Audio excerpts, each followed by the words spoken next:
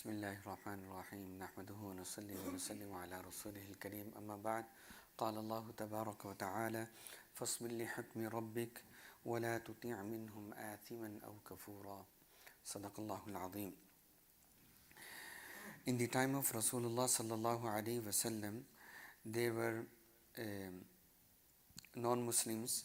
One of them is Walid ibn Mughira, and he used to come to Rasulullah sallallahu alaihi wasallam, and he was giving him different offers, and sometime warning, sometime offers that Rasulullah sallallahu alaihi wasallam should stop his preaching his deen and practice upon Quran and the commandments of Allah subhanahu wa ta'ala.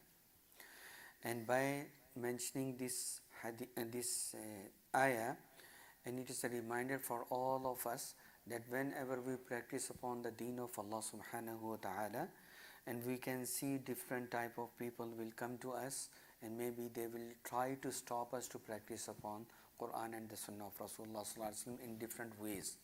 Sometime like maybe warning way, and maybe sometime different offers that we are, maybe sometime different type of offers like for job offers, or for sometime we say, okay, let's leave the salah today, we will do this, we will do that.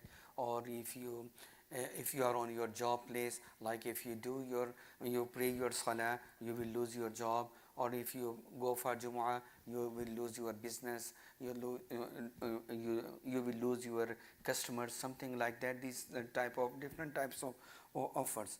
But Allah subhanahu wa ta'ala is mentioned فَاصْبِرْ لِحُكْمِ رَبِّكَ, so be steadfast patiently in your Lord's command by obeying Allah subhanahu wa ta'ala.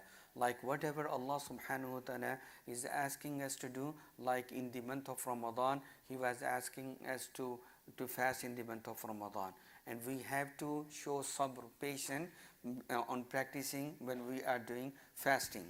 And also we are waking at night, we are doing patient because we are controlling ourselves on our desires, and we are practicing upon Quran and the Sunnah of Rasulullah sallallahu alaihi wasallam by the commandments of Allah and Rasulullah sallallahu alaihi wasallam. So Allah subhanahu wa ta'ala is called, this is sabr. Be steadfast patiently to the obeying your Lord's command, and do not obey any one of them who is sinner or ungrateful.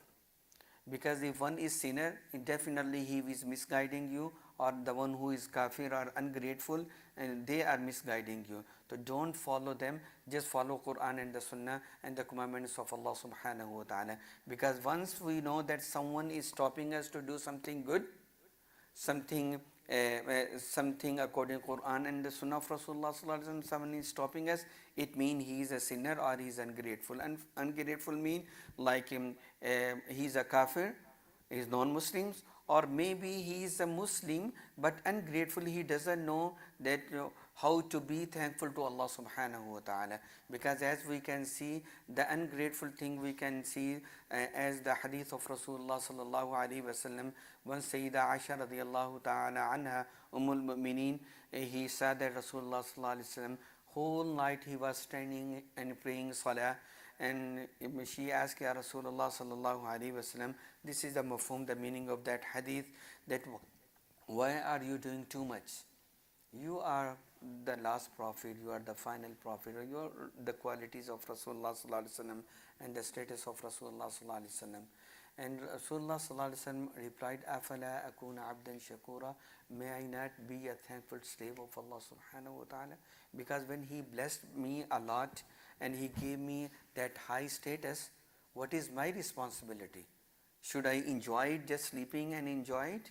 No, I have to be grateful to Allah subhanahu wa ta'ala. I have to be thankful to Allah subhanahu wa ta'ala by performing salah, by following His commandments, because He gave me that status. And when Rasulullah sallallahu alaihi wasallam was doing that much, that his wife Mu'mineen was asking, why are doing too much? So he has a high status. What about ourselves? We don't have that status, but we have the status that we are among the ummah of Rasulullah sallallahu alaihi wasallam. That is so high status.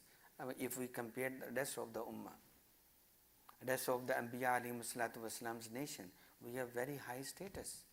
We are among the Ummah of Rasulullah sallallahu alaihi wasallam. We are so blessed, and we did not request for that. Allah subhanahu wa ta'ala gave us this opportunity, gave us this blessing that we are among and raised us among the Ummah of Rasulullah sallallahu alaihi wasallam.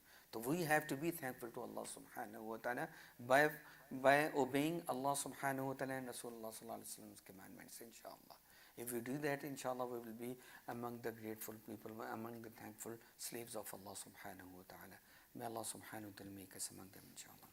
Alhamdulillah Rabbil Alameen wa salatu wassalamu ala Sayyidil Anbiya'i wal Mursaleen. Rabbana atina fid dunya hasana wa fil akhirati hasana wa qina adhab an-nar. Allahumma ahsin aqibatana fil umuri kulliha وأجرنا من خزي الدنيا وعذاب الآخرة. اللهم أعنا على ذكرك وشكرك وحسن عبادتك. اللهم إنا نسألك تمام العافية. اللهم إنا نسألك دوام العافية. اللهم اشف مرضانا ومرضى المسلمين. اللهم ارحم موتانا وموتى المسلمين. اللهم انصر الإسلام والمسلمين. اللهم انصر المسلمين في سبيلك في كل مكان. اللهم انصر المسلمين في فلسطين. اللهم انصر المسلمين في فلسطين. اللهم انصر المسلمين في فلسطين. اللهم أصلح أحوال المسلمين في كل مكان. اللهم أرنا الحق حقا وارزقنا اتباعه وأرنا الباطل باطلا وارزقنا اجتنابه. اللهم أنت السلام منك السلام وإليك يعود السلام. تباركت ربنا وتعاليت يا ذا الجلال والإكرام. صلى الله تعالى على خير خلقه محمد وآله وأصحابه أجمعين.